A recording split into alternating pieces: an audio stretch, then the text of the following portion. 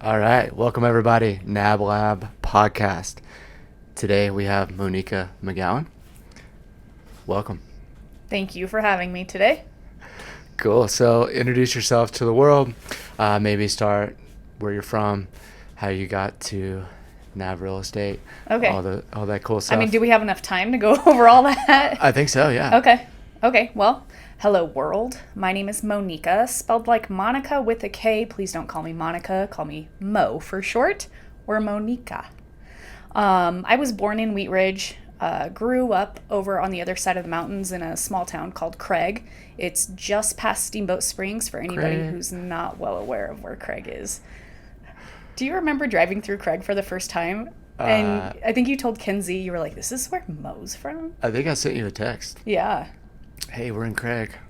We're not in Craig anymore. Yeah, you blink and you're through. Loved growing up there, though. Small town feels. I love that type of energy where everybody knows one another, and I think that's actually a big reason why I like working here is because everybody here knows everybody. Mm-hmm. So it feels like home a little bit and like family. The reason I got into real estate is because you primarily, that's 100% the reason. Actually Russ had a little bit to do with it too, because I remember after the Renaissance, was it the Renaissance Festival? That's the one down in Larkspur. Is that Renaissance? I'm not a LARPer. You're not a LARPer? No. You're missing Isn't that what you call it, right? Well, LARPing is the act of what? Fighting with, you know, but we just went to the festival. No, I am enjoyed. into that then. Yeah, Yes. you came with us once, didn't you? Nope, never been. Oh, shoot. Anyway, we went to a brewery with Russ and Carly afterwards, and he was telling us how he regretted not getting into real estate sooner. And I paid attention to that. I got Russ. You did? So yeah. So he really kind of initially clicked for me, but then, you know, talking to you a bit more about it really got me wanting to do something like that. But anyway, Bo used to be roommates with my husband when my husband and I first started dating. So I've known Bo the longest out of anybody else here, but, you know, and then obviously everybody else through you and Ryan and 24 Hour Fitness. But I was working at a wine bar in Golden at the time and managing it. I worked there for, probably 6 years. And, you know, with Ryan and I being engaged at that point, I knew that I wasn't going to stay in the restaurant forever because there's definitely a shelf life there. And I wanted something a little bit more professional and, you know, something that I really enjoyed doing. And then right before COVID hit, I had issues at the wine bar and, you know, I ended up not staying there. And then that's when I came and interviewed with you guys. And that interview really, really opened my eyes. And that's when I kind of hit the books and started studying for my real estate exam. And then COVID hit, and actually it was great because then I had all the time in the world to finish studying. So I did. And then I think I texted you immediately after I passed my test. And you were like, when do you want to start? I was like, tomorrow. Perfect. So I came in. Cool. And how, that was like 2.5 years ago? Yeah, 2.5 years ago. Cool.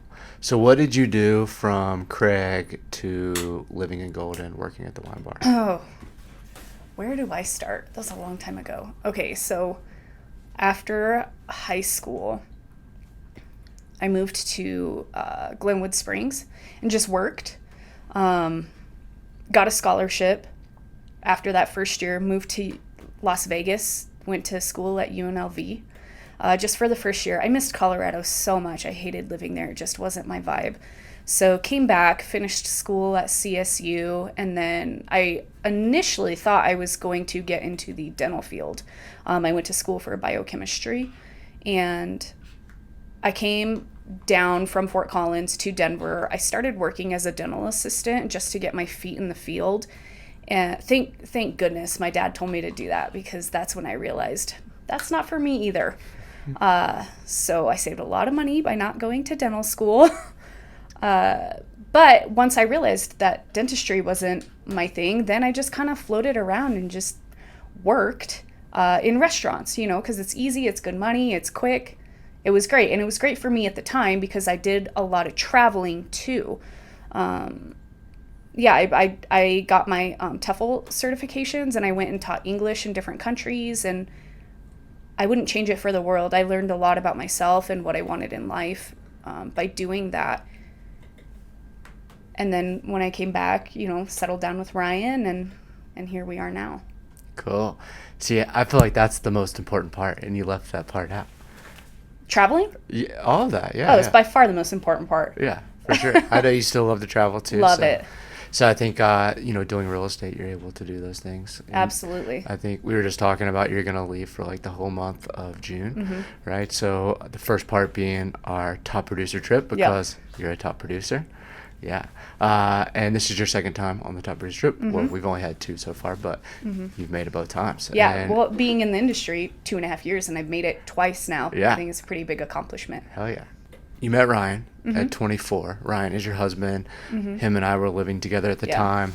And then I feel like you've had this kind of fitness journey at the same time where you did bodybuilding and competitions, and you won a competition, right? I won all my competitions. How many did you do? I've done 3. Yeah, I've done 3 of them.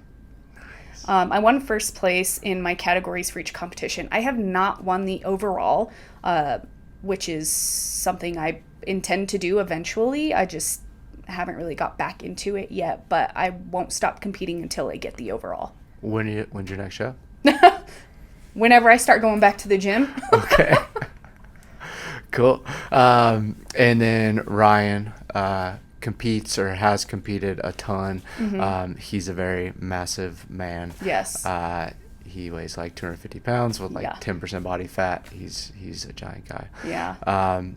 And then Ryan, it's funny. We've also tried to recruit Ryan to sell real estate as well. I think you guys got the better of the 2 McGowen's. Yeah. I agree. I mean, I think he's really good at what he does too. So why step away from that? He's really passionate about it. He's very passionate about it. He'll never do anything else. Yeah. So you started 2.5 years ago. How did things go once you got started in terms of successes, failures, things you had to kind of overcome?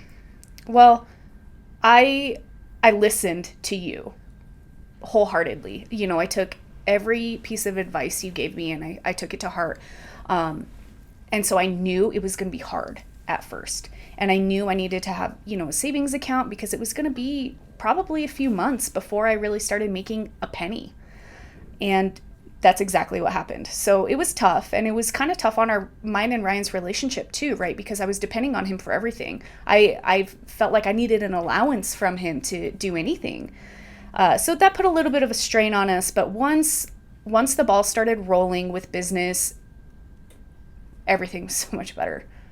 And, now I feel independent again, and here we are closing on our house in 2 days. Yeah. So congratulations. I was going to bring that up.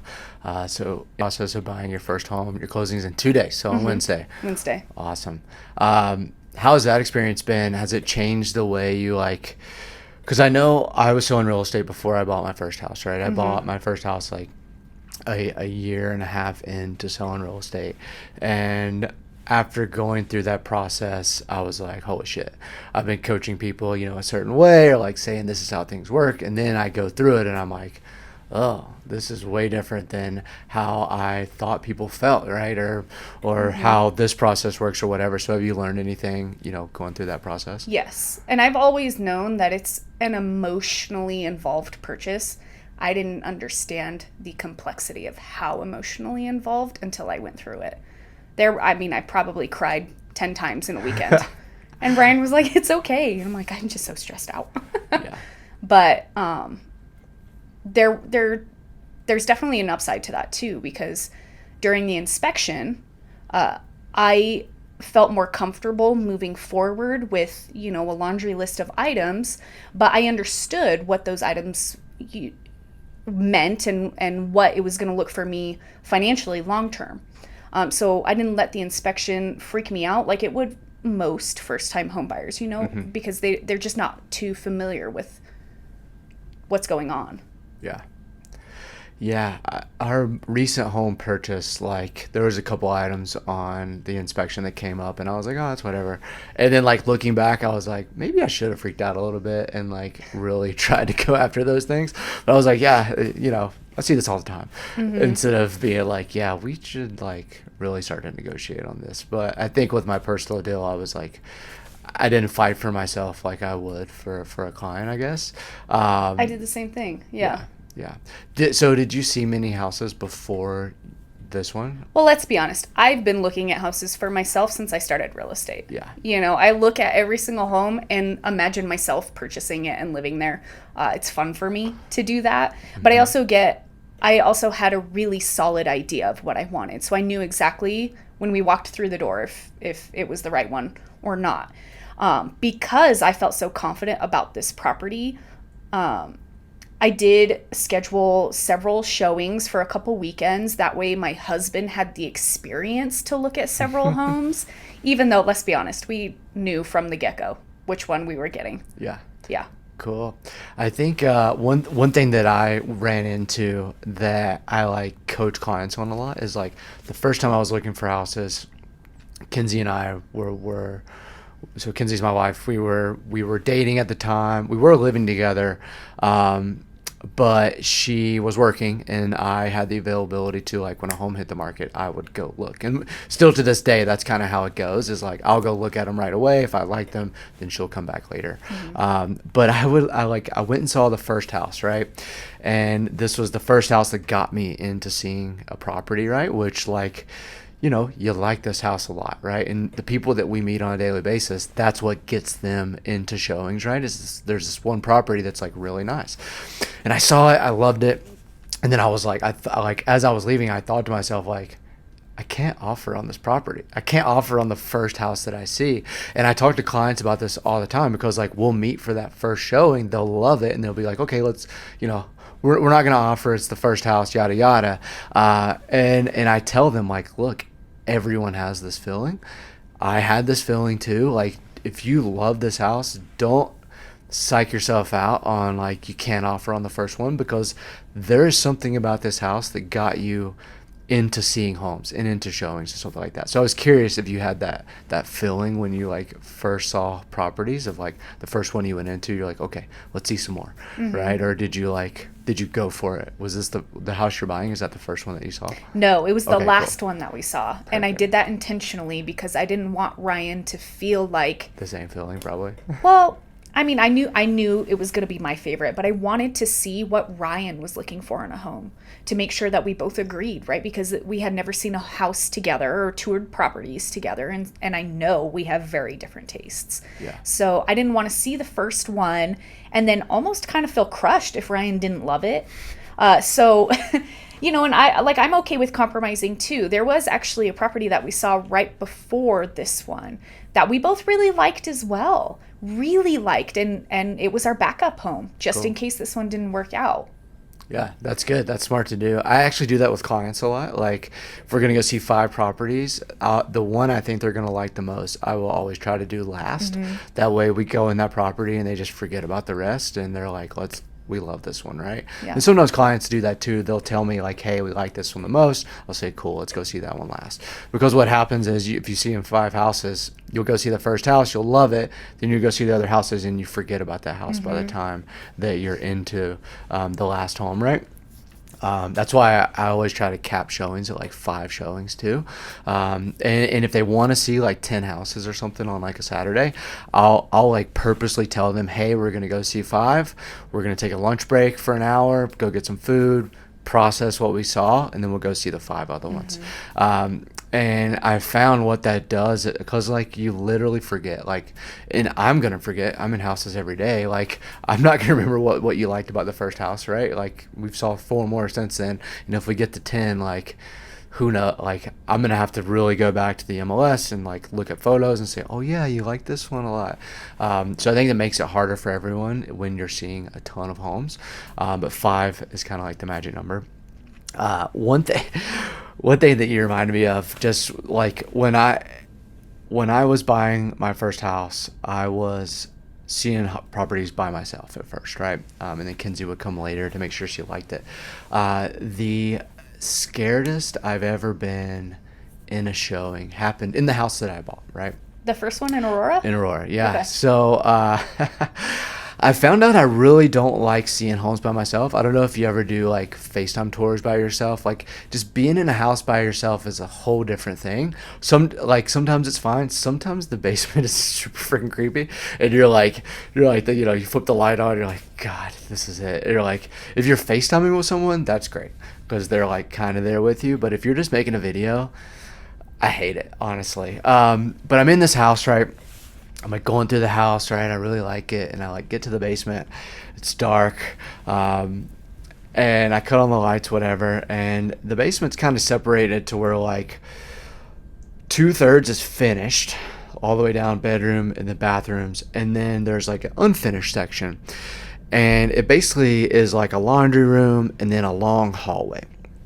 Right, so like I'm in this basement for the first time, and I go in, I see the finished side, I'm like, okay, this is cool. And then I see the unfinished side. I'm like walking, and I'm like, it's dark, right? I was like looking for light switches, and I don't know where the light switches are. I've never been in there before. And I peek my head down, I'm like, well, I gotta look at all of it, right? And I see there's like a closet at the end of this long unfinished hallway, and it's really dark, right? So I pull my phone out, and I cut the light on, and I'm like looking.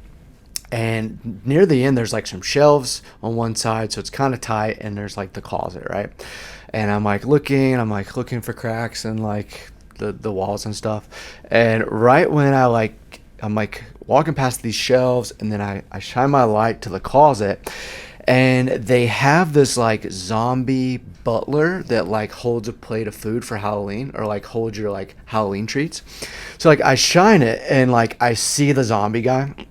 And I literally like scream, like I'm like, ah! like some sound like comes out of my body as I like make eye contact with this fake zombie thing.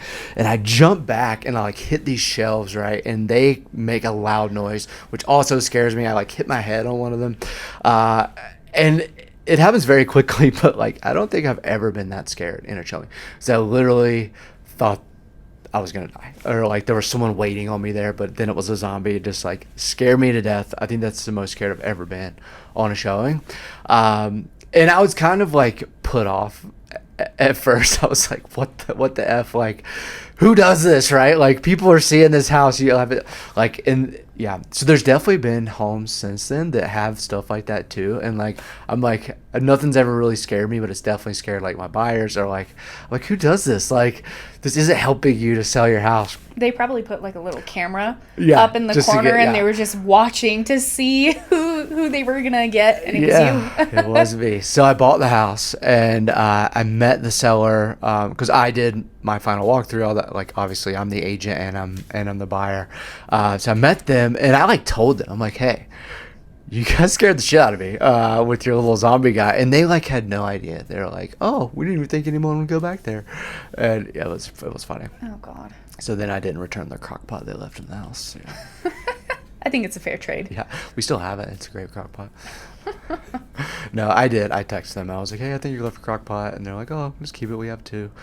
Oh, perfect. What family has 3 crock pots? Yeah, I don't know. Yeah. Oh gosh, I've definitely never been scared at a showing, but I've gotten sick at a showing before. And oh gosh, it wasn't even that long ago. I think it was this most recent You're summer. like hungover, or No, I was not hungover. I don't do that, Bo. I've been there. Yeah. No, we showed up at this house for a showing. It was vacant. It had been on the market for a couple months, so it had been vacant for a few months, and it was somewhat flipped, somewhat not. So it needed a little bit of work, but my client was super into it, liked it. We walked into the garage. It was a very, very hot day, by the way. There was a refrigerator in the garage, and he was like, oh, cool, look, comes with a fridge. Don't open it. Opens the refrigerator. Oh my God. It's unplugged. Unplugged, yep. And it's completely packed full of food. Oh God, my stomach is hurting even thinking about this. Like he opened it and immediately like there was like ooze coming down like the front of all this food, and it was like gray in color, and the smell that just smacks you in the face. I can't even describe it. We just like slammed the door shut and we run to the backyard, because from the garage to the backyard there was like that door, that access. We started throwing up, both of us, in the backyard. I called the agent and let him know. I was like, you guys need to get some hazmat people in there to take care of that. And he goes, oh, that's weird. I had the cleaning company go clean out the fridge the other day. And I was like, well, they lied to you. You better get a refund. Yeah. I was like, ask the pile of vomit I just left in your yard. It's not clean. That's gross. It was gross. So I have thrown up twice outside of a listing. Both times because I was hungover. One time I was like giving the buyer my spill. So I took a co-agency from Matt. He's like, can you go meet them 10 a.m. tomorrow? This was at like 9 o'clock. We were partying or drinking or whatever. I was like, yeah, man, I got it. And so like 2 a.m. rolls around and I'm super drunk and I'm like, this is going to be a mistake, right? So I get up, I drive down, and I'm walking around the showing and like just fading as we're going, right? I know I look like I'm dying, right? I like glance in the mirror and I'm like pale as can be. I'm like, this isn't going well. So at the end of the showing, you know, you want to give the buyer your spill, like solidify, you're going to meet again or work together.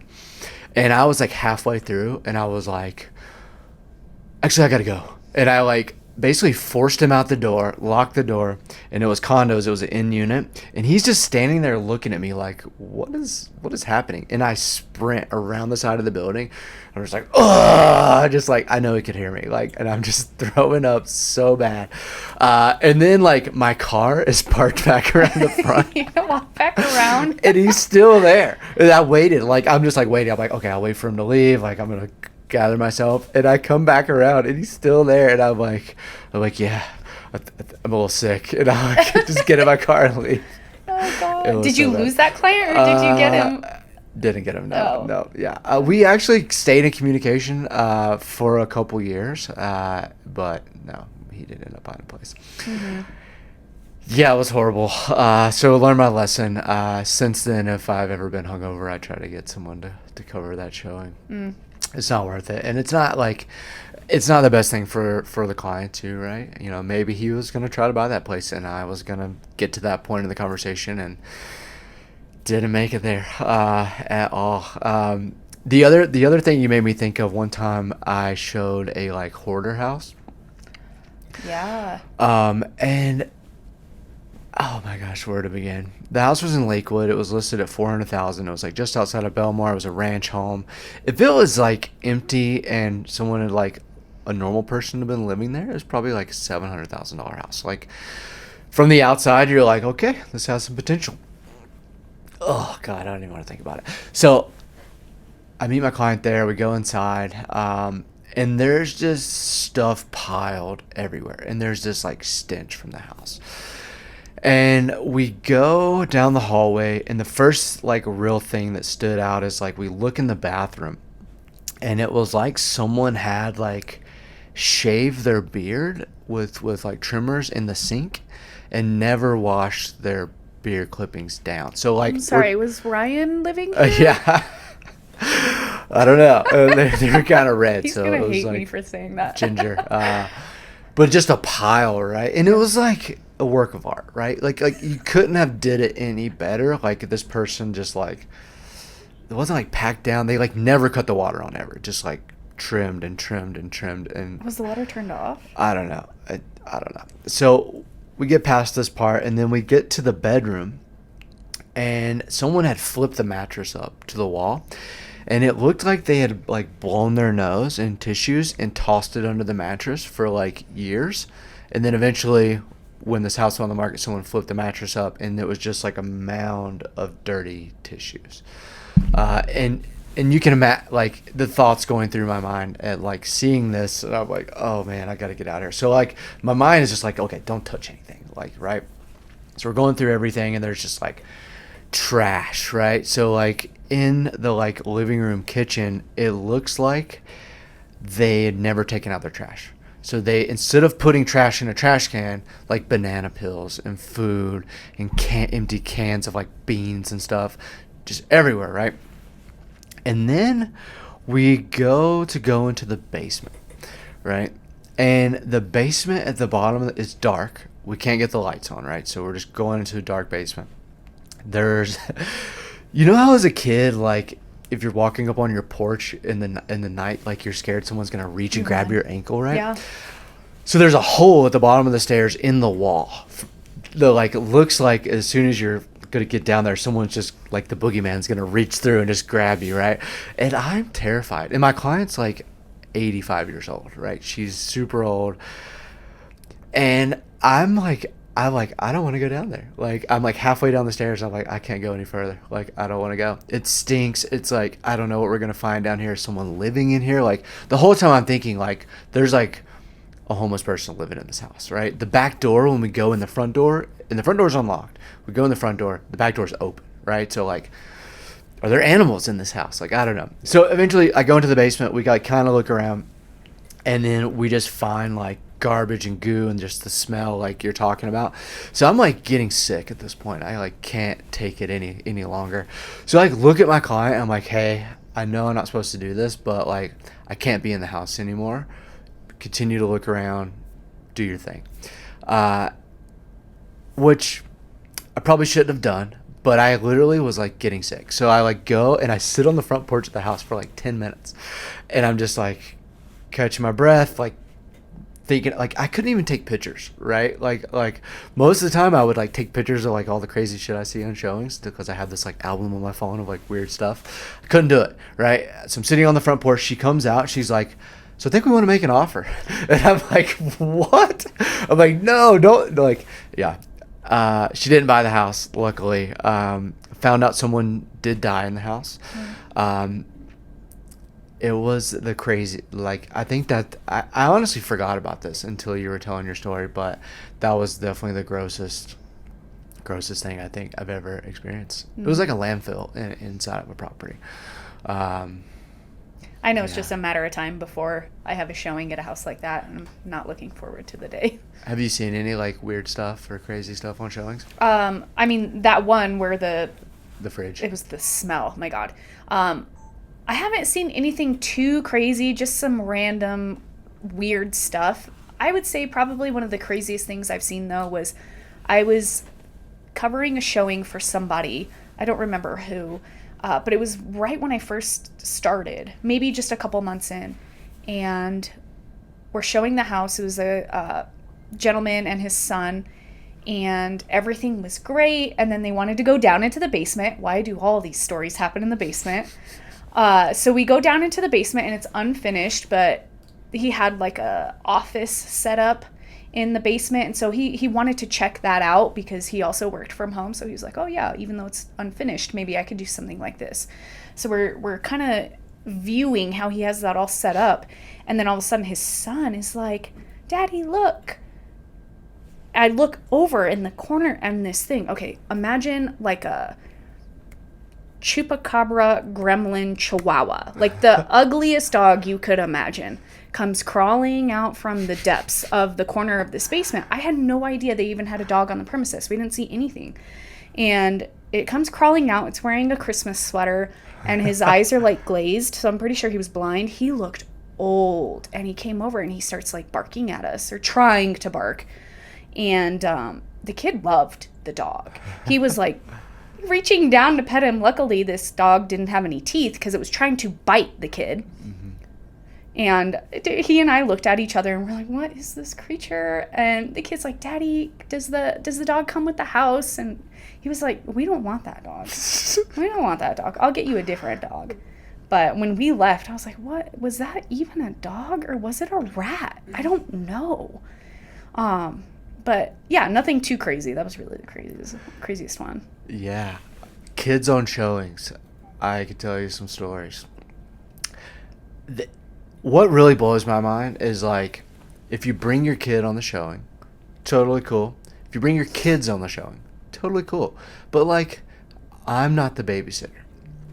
So anytime I've ever had kids on the showing, I watch the kids the whole time to make sure they're not getting into stuff. And if the house has kids and there's toys, like it's like the first thing they do. Like this one house had like the dopest Legos like set up, and they were all like perfect on a shelf.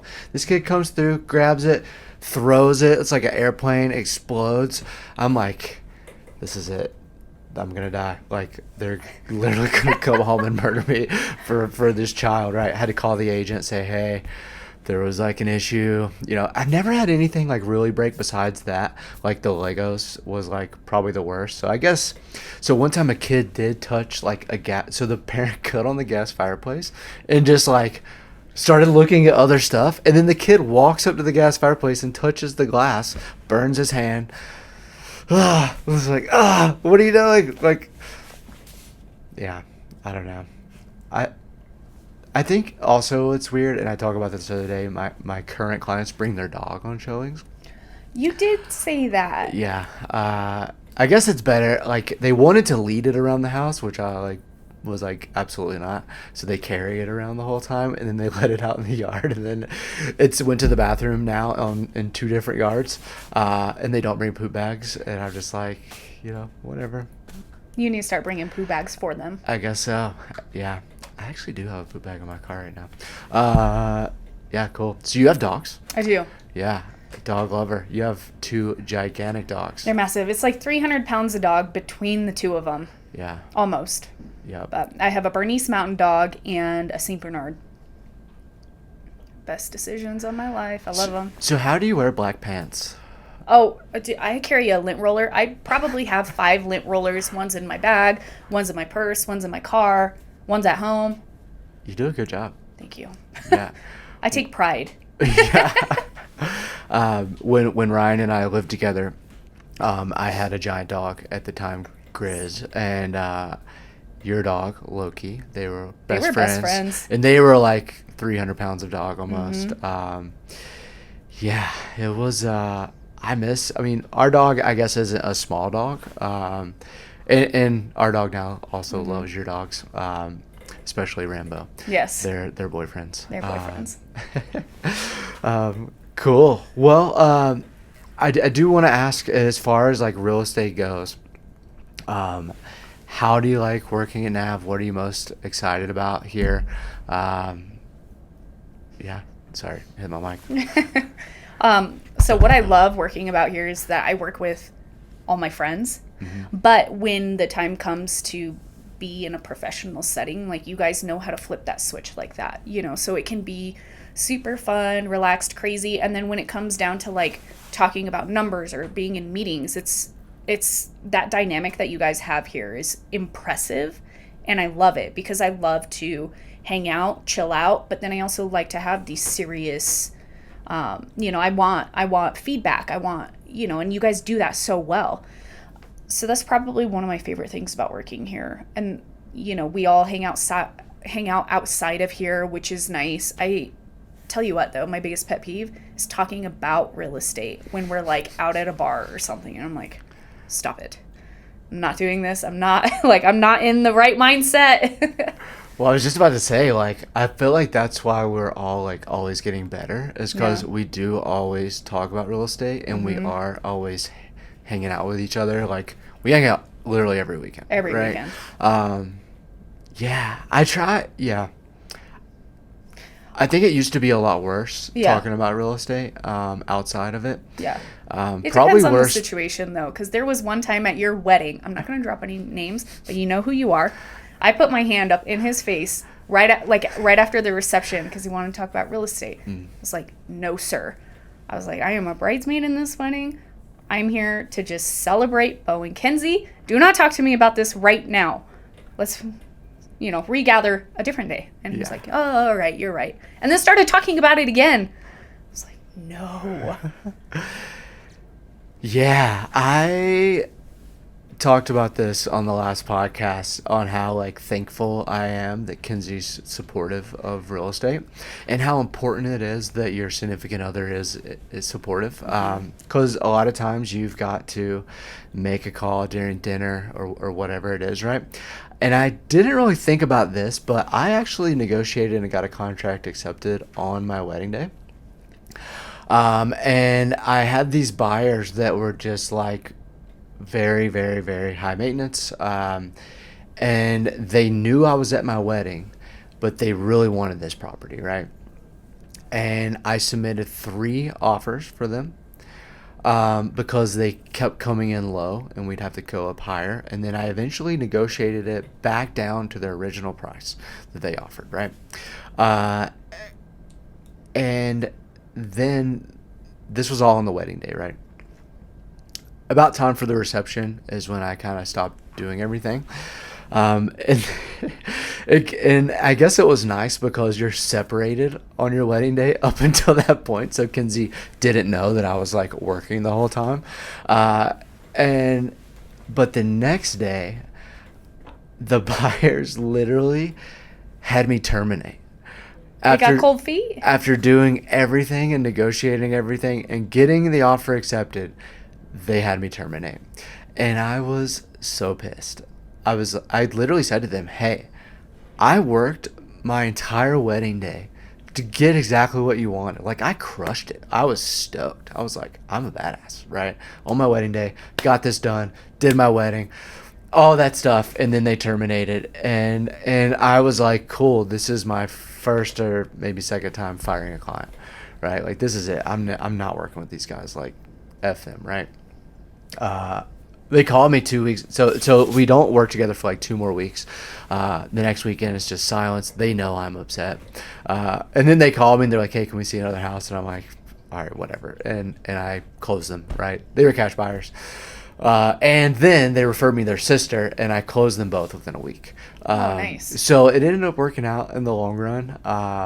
But I don't know if I was ever more upset with a client. Yeah. Yeah. Kenzie also knows that I've worked on the wedding day now. And she didn't say anything. She was like, well, I didn't know. And that's what was most important. So, cool. Well, thank you so much for coming on the podcast. Any closing remarks? Any closing remarks? If you're in the market to buy or sell, you reach out to me. Monika is one of the best agents on the team, hands down. I actually, if I have business or clients or anything or showings that I need covered, I call you first because I know you're going to be the most professional and the most fun for clients to work with. That's definitely some feedback I get a lot of times. So thank you guys for watching. If you enjoyed the podcast, hit that like button, hit that subscribe button. We'll see you in the next one soon.